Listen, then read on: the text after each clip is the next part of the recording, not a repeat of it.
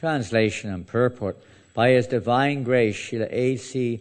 Bhaktivedanta Swami Srila Prabhupada Ki Jai. Thank you. This chapter is entitled The Atrocities of Kamsa, King Kamsa. My dear brother, by the influence of destiny, you have already killed many babies, each of them as bright and beautiful as fire. But kindly spare this daughter. Give her to me as your gift. Purport. Here we see that Devaki first focused Kamsa's attention on his atrocious activities, his killing of her many sons. Then she wanted to compromise with him by saying that whatever he had done was not his fault, but was ordained by destiny. Then she appealed to him to give her the daughter as a gift.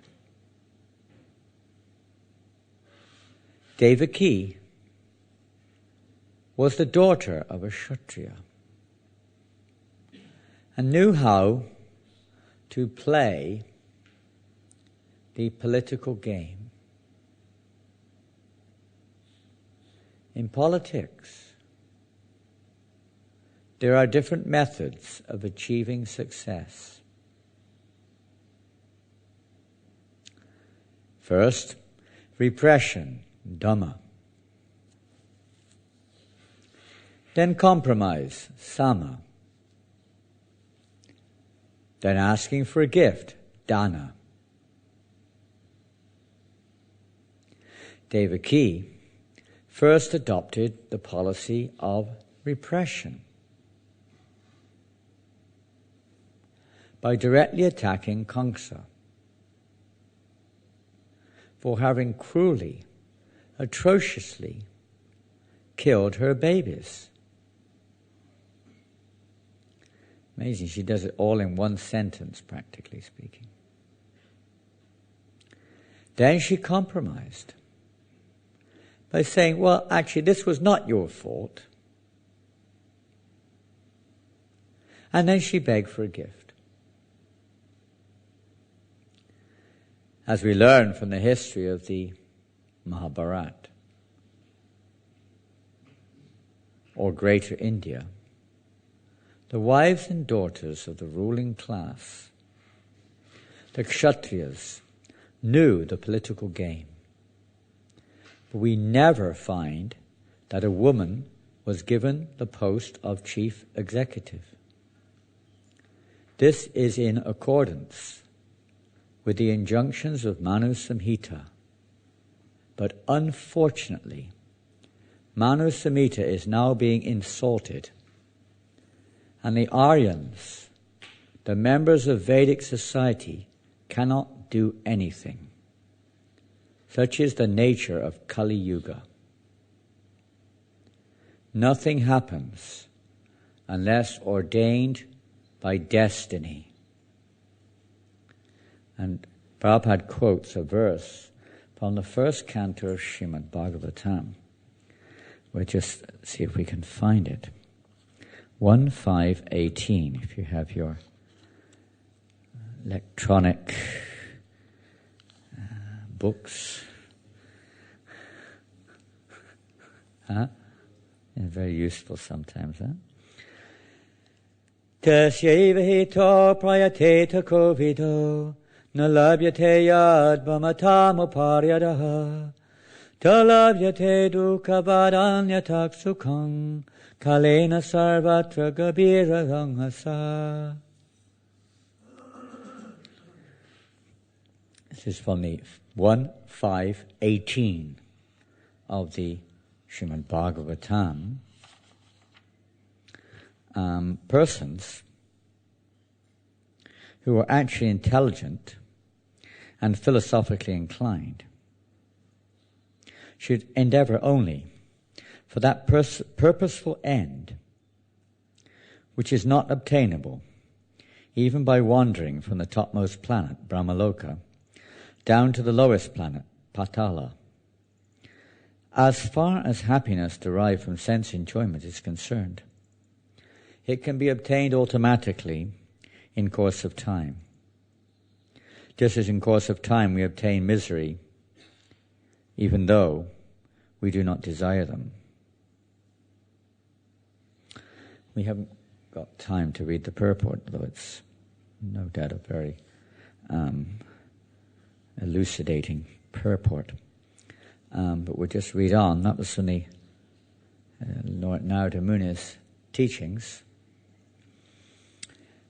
Devaki knew very well that because the killing of her many children had been ordained by destiny, Kamsa was not to be blamed. There was no need to give good instructions to Kamsa. Upadesho hi murkanam prakopayana shantaye. If a foolish person is given instructions, he becomes more and more angry.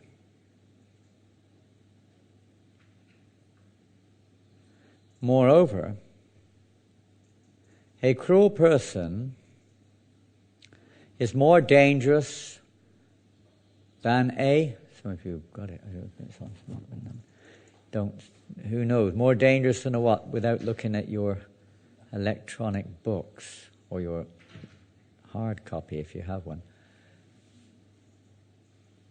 More dangerous than what? Than a venomous snake.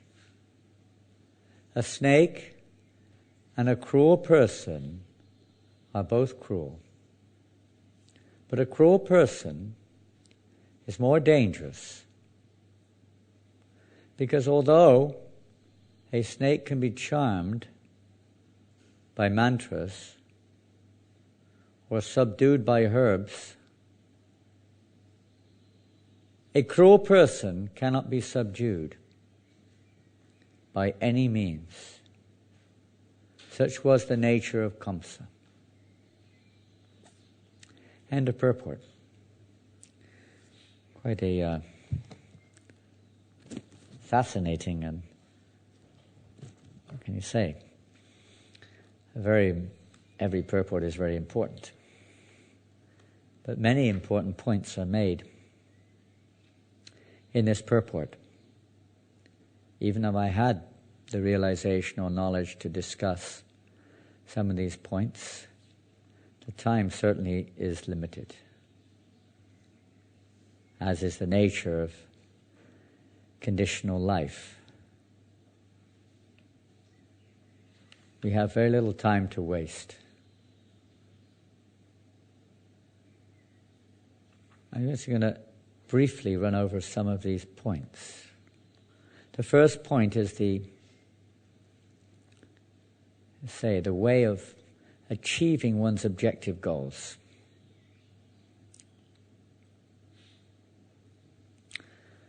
Of course, Kamsa has his way, but Devaki, she has her way. She's very intelligent, being the daughter of a Kshatriya. And she knows how to utilize, let's say this, how it works in cultured society. People are educated, expert. Prabhupada describes this word expert as being knowing how to play one's part, not to try to imitate. As Krishna explains in the Bhagavad Gita, better to perform your own duty, even if faulty, rather than try to imitate another, even if you can do it well. Everyone has their part to play. Expert means learning how to play your part properly. So the real here's one aspect, we could say, the material performance of one's duty. She's acting according to her position, according to her quota, as the Ishopanishad says, Ishavashamidam sarvam yad kincha jagatyam jagat. Tena chaktena bunjita magvita kasya shvidanam. We have to, there's two things in this verse.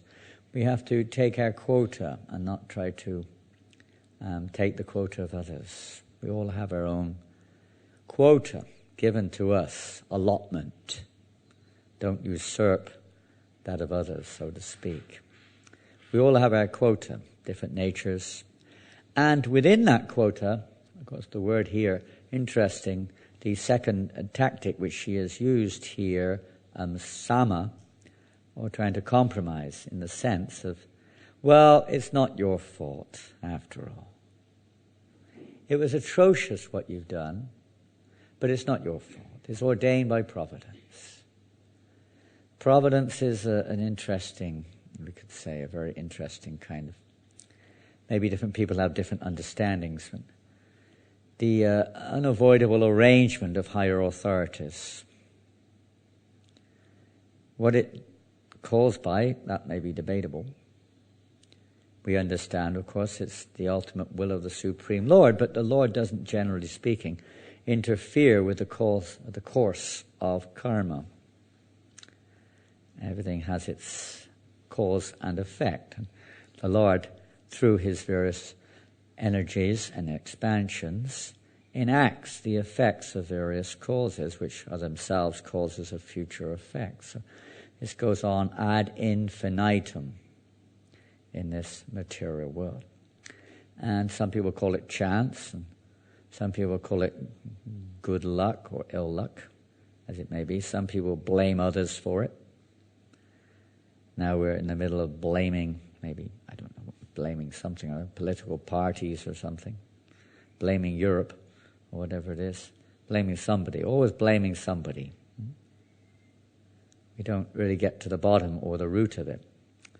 Now in this verse, Ishavashamidam sarvam, we see it's not just about doing one's business properly according to one's providential allotment. That's also there. But the primary aspect is the Ishavashyam society of seeing that acting according to the will of the Lord. Doing it in relationship with the Supreme Personality of Godhead, not for one's sense gratification. Anybody whose, let's say, motivation is for sense gratification, to different degrees we could say, is demonic. It's the demoniac mentality. And here we see the reaction. They become very angry when given good instructions, such as shastric instructions. To such an extent they're willing to change the shastric injunctions to fulfill their egotistical sense gratification. No matter what it is. No matter on all kinds of different levels. And we won't get into sometimes a sensitive issue, particularly the specific point brought up here. But it is a fact. The Vedic literatures are giving us instructions. What for? What are they for? Are they to keep us under control so we remain robotic, kind of dullards who do whatever I say, come what may? What are they there for? To fulfill our material sense gratification, right? To fulfill my perception of who I am and how everyone else should see me. Right? Isn't that what they're for? What are you grimacing like that for, hey? Hey? What's wrong with you? Huh? He's a bad boy, is he? Grimacing like that. What are the scriptures for? And materially speaking, people may give all kinds of instructions for whatever motivation it is. But what is the motivation of the Shastra? Here we hear, man, you believe. It's surprising how many times Prabhupada quotes Manu Samhita. It really is. Taking Manu Samhita as one example, you could take Mahabharata. Mahabharata's already also quoted in Mahabharata. Niti Shastra is also quoted here. I was reading, it's funny, last night I was reading, Prabhupada said, he said, we are hoping that we can actually present all the Vedic literatures with a proper understanding. Prabhupada wanted to translate or comment on all of them. He was writing like that. And so these three, although Prabhupada may not have directly translated them, he certainly wanted to. So what is the purpose of these literatures? Is it just to, maybe they become bestsellers or something? You get your name in the Guinness Book of Records or something? Vyasadeva is probably in there, in the Guinness Book of Records. Maybe. What's the purpose of these Vedic literatures? Something to read. What is the purpose? Come on, it's a simple question. Pardon? Purification is one sense, you could say that. Can we go further? Hand is up there. Let the hand answer. Pardon? Self-realization, was that what he said? Very good. Can we go still further? Or let's say added, may not be further, but expanded. Pardon? Protection, okay. Protection from what?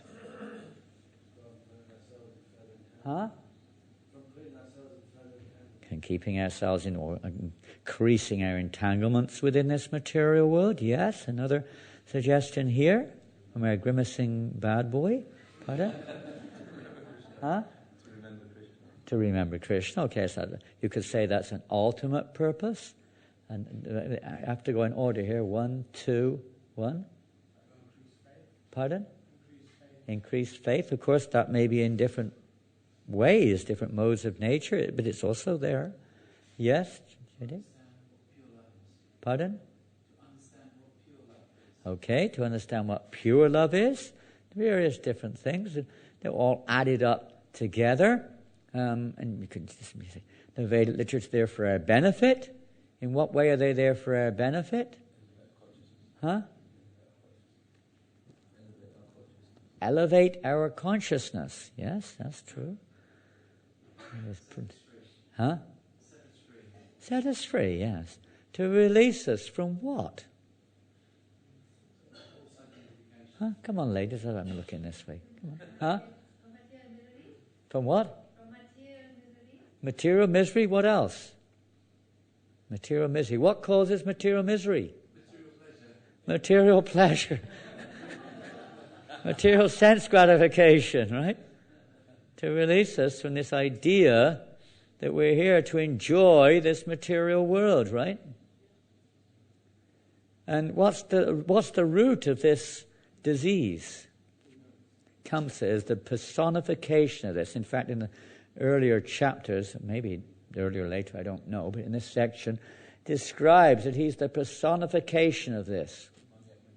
Demoniac mentality. And what is that demoniac mentality? Prabhupada said this is the original sin. It goes beyond that. But original means within our condition. Yes, maybe it's gone down again after I said that.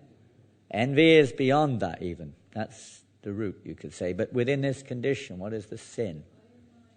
I and mine, yes. And what does that result in? Yes, we think we're the body. We think we're men and women. We think we're humans. We think we're this. We think we're that. This is the disease. We think we're a king. We think we're so many things. This is the disease. And the Vedic literatures are designed to give each and every conditioned soul directions to get free of that identity. But if we deny the Vedic literature, we're increasing our entanglement in this material world. And as Prabhupada says here, we're insulting the Lord. Because the Vedic literatures are his expansion, his personal expansion. They're not just something someone wrote because they had a big brain. They thought of a good idea.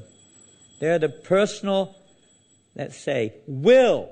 Just like when a man leaves the world or a lady leaves the world, they may leave a will, right? They leave wills, isn't it? Sometimes. I don't know how it works these days. But in the will, you're supposed to follow the will. Is that the idea? That you enact the will, isn't it? Is that right? Still like that? I guess the lawyers, generally speaking, take it all these days. But traditionally they have a will, and you may inherit the will. Or I want to say the property. So the Lord has given his will. What is his will? Not that he's dead, but even in the case of Krishna, he becomes unmanifested. When he unmanifests his personal presence, he's left a will behind. What is his will? Bhagavad Gita. And of course, there are many other scriptures, Vedic scriptures, which are also like his will. It behooves us. It is totally for our benefit to try to find out what is actually the will of Krishna, not our will. We want to rewrite the will, as people do. They like to rewrite. Somehow or another, they pay the lawyer to rewrite the will, We want to rewrite the will. That will do nothing but harm us. We may not like it, we may like it, we may not. There's nothing to do with it.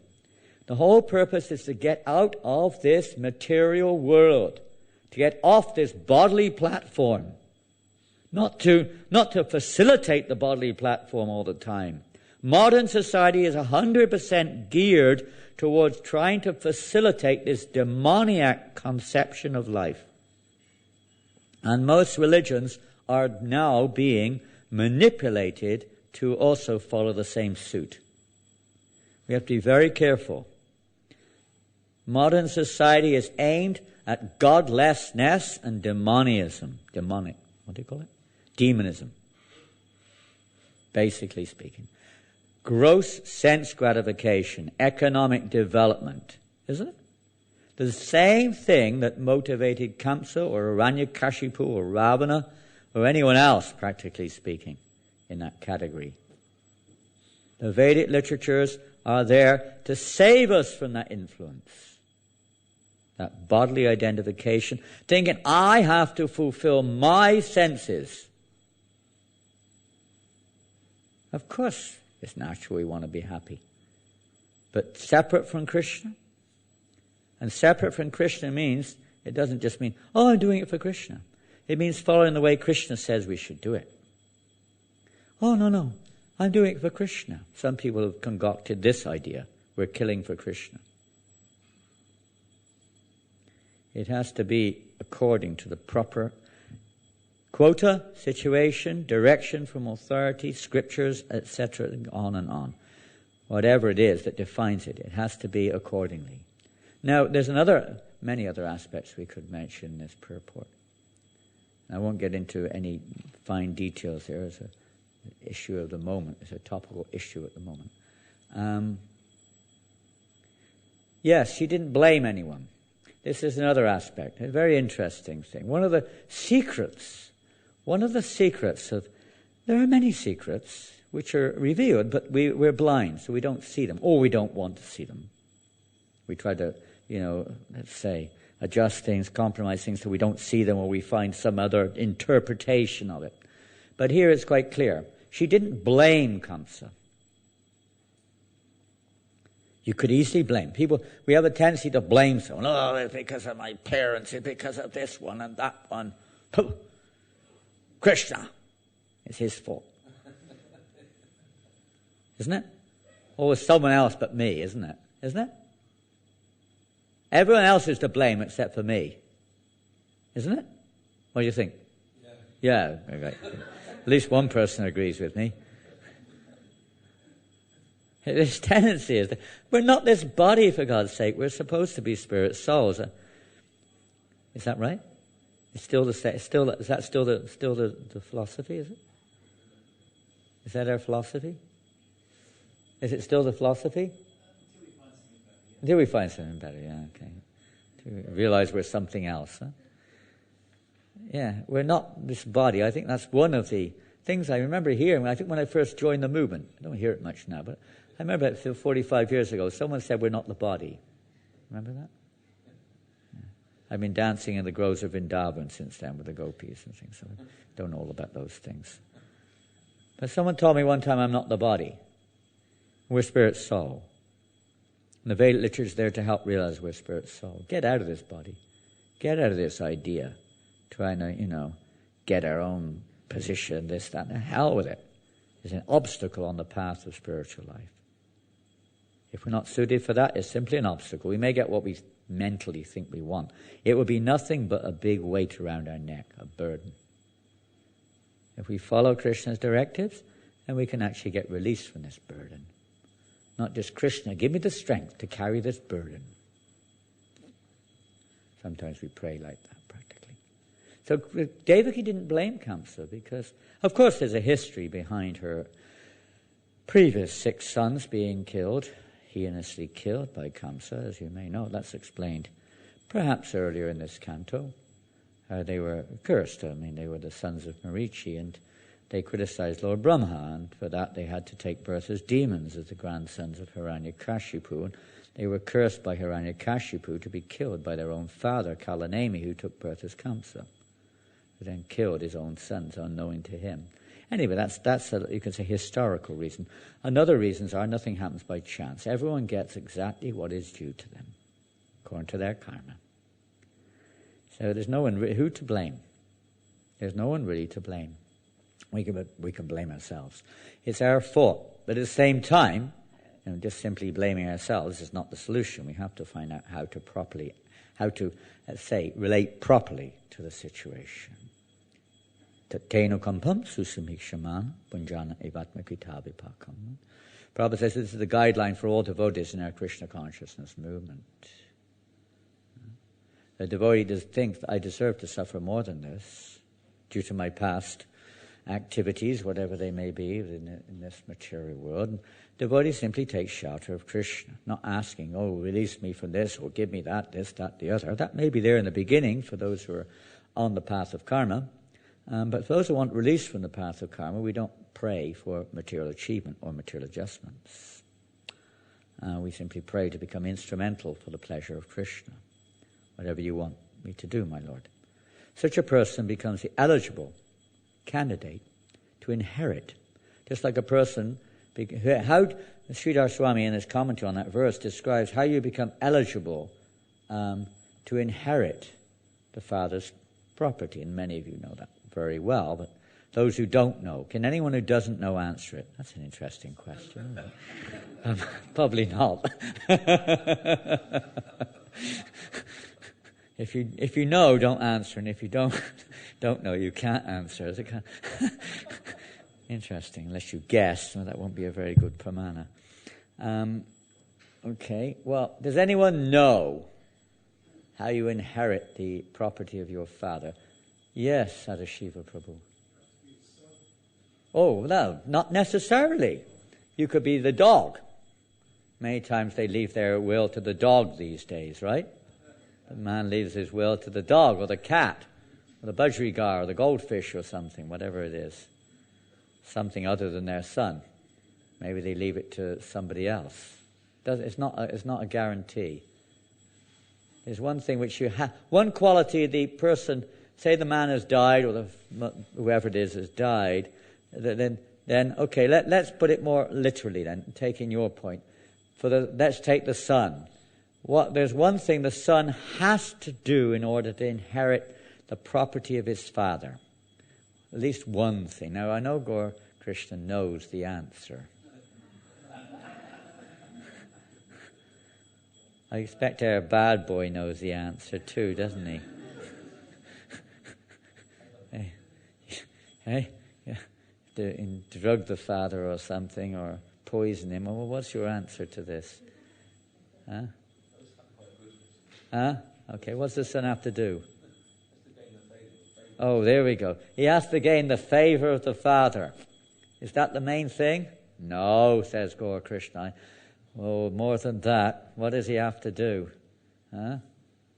Oh, I think Sutapa knows the answer as well. There's several. Okay, at the back there. Whose hand is that? Godruma's hand, I think. I can only see the top of the head. There it is. Yes. Oh, good point. Oh, my goodness. Never thought of that. What if I die before my father? What will happen to me? I won't get his kingdom. I better kill him now before I die, huh? And that's what we're trying to do. We're trying to kill the words of Krishna so I get what I want now, huh? That's our mentality. No, you have to stay alive. What does staying alive mean? Sorry, I'm out of time. There's no time left. Huh? What's staying alive mean? What does that mean? Huh? Pumps and tubes sticking in us here, there, and someone pumping the lungs, and some food going in here, and stay alive. What does it mean for a devotee? Stay alive. I mean, for a materialistic sense of the definition, yes, you have to be alive. You won't inherit anything if you're dead, right? You've got to be alive to inherit the father's property, huh? Yeah, that's the meaning. You have to be alive in Krishna consciousness, even if you're carrying on the mechanics of the process with pumps pumping us up, keeping us going. That's not quite enough, Even if you do get the kingdom, what are you going to do with it? You're lying in the bed, hospital bed, you can't speak, you can't eat, you can't talk, you can't walk, you can hardly even think of anything, you can't remember anything. You can't even eat. There's a pipe going in here with some liquid pumping it into your belly, and you can't pass stool even. Even that pleasure you can't have. There's another bag coming out the back. And what's the use of inheriting your father's kingdom? And we've got to be alive. We've got to be alive. We've got to be, actually awake in Krishna consciousness to inherit the father's kingdom. Of course, some form of devotional practice is eternally beneficial. We should go a little bit further than that. Now, probably the marker has disappeared from here. Let me see if it's still there. Oh, yes, it is. Here it is. I was going to now move, because time is really short, and we've got 5 minutes left only. The final point Prabhupada mentions in his purport is how one quick thing I didn't conclude the previous one. A secret of success in spiritual life is do not blame anybody. Do not blame anyone, no matter what happens to us. Of course, from the practical enactment of law and order in society, various, rules are in place and action has to be taken. But on our own account, we do not blame anyone, no matter what happens to us. We see it as the hand of the Lord, the will of the Lord. Whatever the causes may be, that has to be dealt with in human society. Rules, laws, and order have to be maintained for the welfare of everyone on the practical level, and combined with the Vedic directions, the gradual elevation or release of the conditioned soul. But as long as we're blaming others, we are entangling ourselves in the laws of karma without even knowing them. We're enwrapping ourselves in the coils of this material modes of nature. One time Bhaktisiddhanta Saraswati Maharaj was asked a question. Some of his disciples asked, should we use, for instance, anger? The word anger is mentioned here, for instance. Should we use anger against those who are inimical to the Lord? We hear this sometimes. How it manifests may vary. Preaching is actually the way of dovetailing the potency of anger, not necessarily the literal manifestation of it in normal terminology, but the potency of anger. That one is, what causes anger in the material sense is frustration, your sense gratification. Our false ego is being disturbed by somebody else's instruction or the Vedic instructions or something. When we get a bit disturbed, we may get angry, it manifests in different ways. But in preaching, that Krishna's energy is not being used to bring pleasure to Krishna. So the devotee may not become angry at the person, but the fact of, let's say, that the energies are not bringing pleasure to Krishna. So he preaches to try to adjust that situation. But Bhaktisiddhanta Maharaj, he answered, he said no. He said yes, and then he said no. He said yes, They should be used against those who are inimical to Krishna. And then he said, but who is inimical to Krishna? He said, first of all, you have to know who is inimical. And Bhaktisiddhanta Maharaj then said, when I look at myself, I find no one more inimical than me. So to who should I use anger?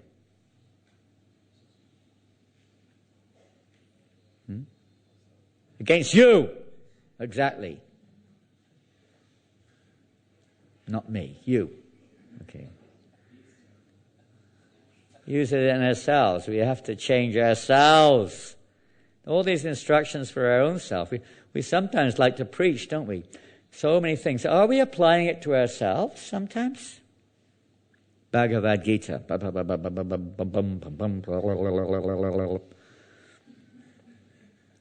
But do we apply it to ourselves, we may ask. I'm not saying you don't. I know I don't. I don't know what you do. It's meant for our own purification. I'm going to finish then, fortunately for you.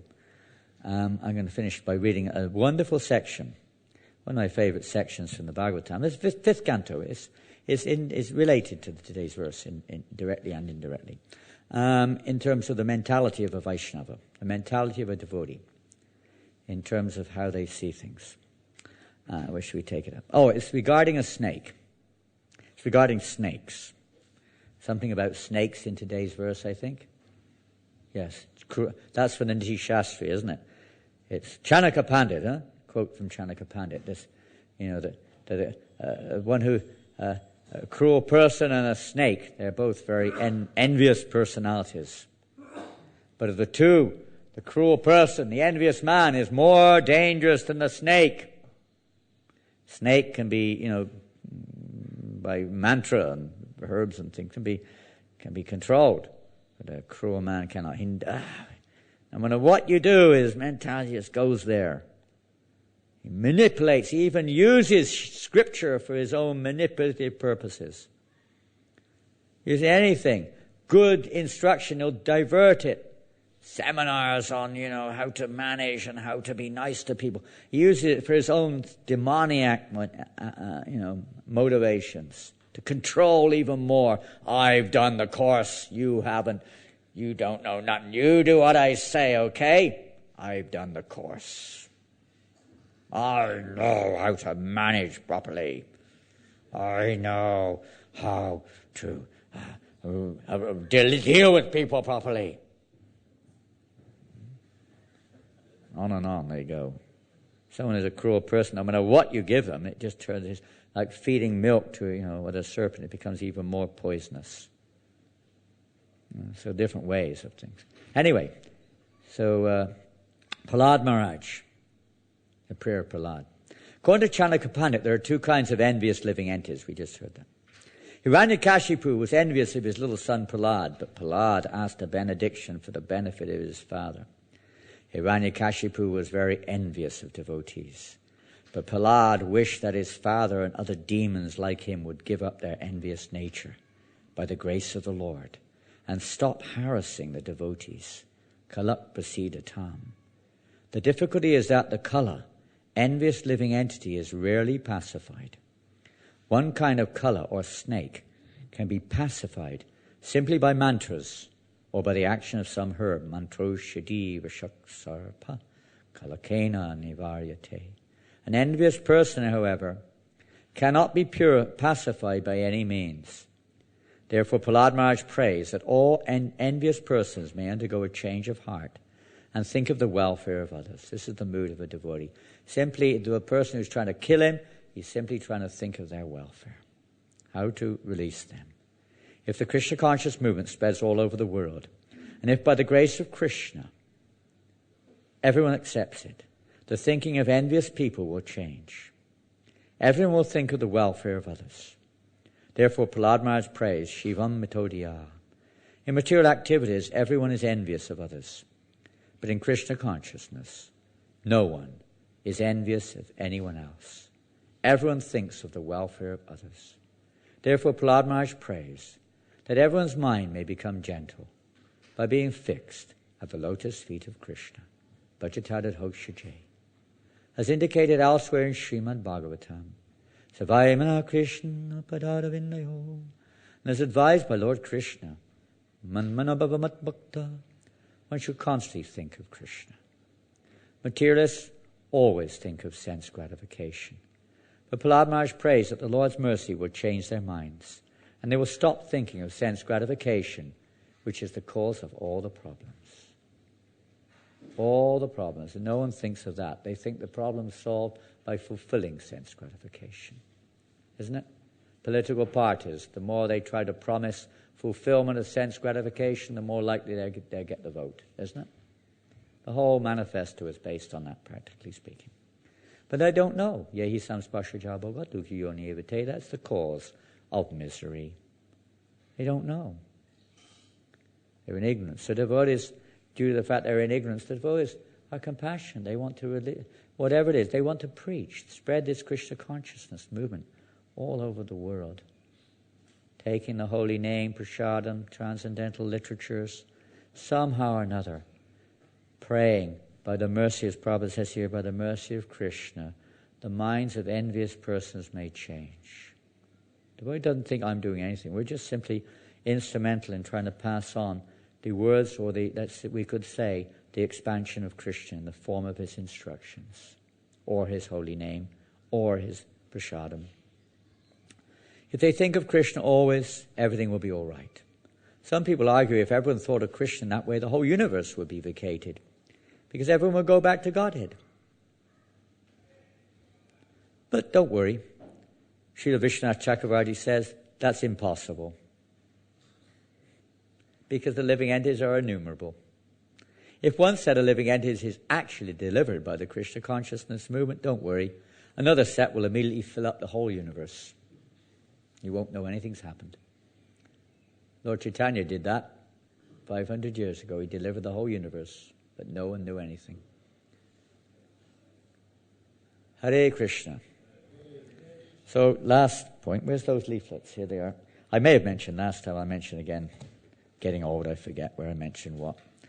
World Holy Name Week is coming up very soon. July 28th to August the 14th. I know it's right in the middle of a busy period, but whilst you're preparing for Janmashtami, chant the holy names. Have a kirtan going on amongst all the volunteers, okay? Make that the rule of the day. Okay? Chant and work. Chant as you work. Huh? We used to do that all the time when we do our service, and maybe you still do. In the early days, there would be one big kirtan throughout the whole temple in Bury Place, you know. From top to bottom, the whole temple will be engaged in kirtan as we're cleaning, washing pots, cooking, whatever we're doing. All singing together. The Hare Krishna mantra. So you can do it even if you are busy with other things. We don't have to. Don't be so mechanical that you only chant Hare Krishna when you between 4:30 and 5 o'clock if you get up, or between 7 and 7:30 if you can hang on there, or when you're forced to go out on Harinam Sankirtan or whatever it is, or when maybe you bumble a few mantras when you chant japa or something. But we can do more than that. You can chant all the time. So I don't know who's the person to give these to, but we have the World Holy Name Week, and it's 18 days. We're pushing it a bit this year. 18 days.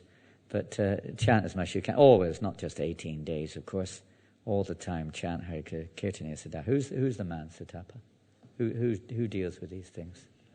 Somebody? There we go. Maybe. And anyone else who wants one, I've got some spare. I've gone over time. Sorry about that. There's no time for anything else. I've got some leaflets. If anyone wants to... Oh, no, of course, you've all got these already. 50. That's the other thing. 50 books a day. That's the quota for the year. 50 books a day. And it's very easy. Anyone can do it. And do it before Mangalarti if you're sincere. Right, Bavoy? Hey? You can do it after as well if you want. World Holy Name Week. July 28th, August 14th. So anyone want one, you're please welcome. If anyone's going to other temples in the UK, you can take one or two with you also, or wherever you're going. I've already been to Leicester, don't worry about them.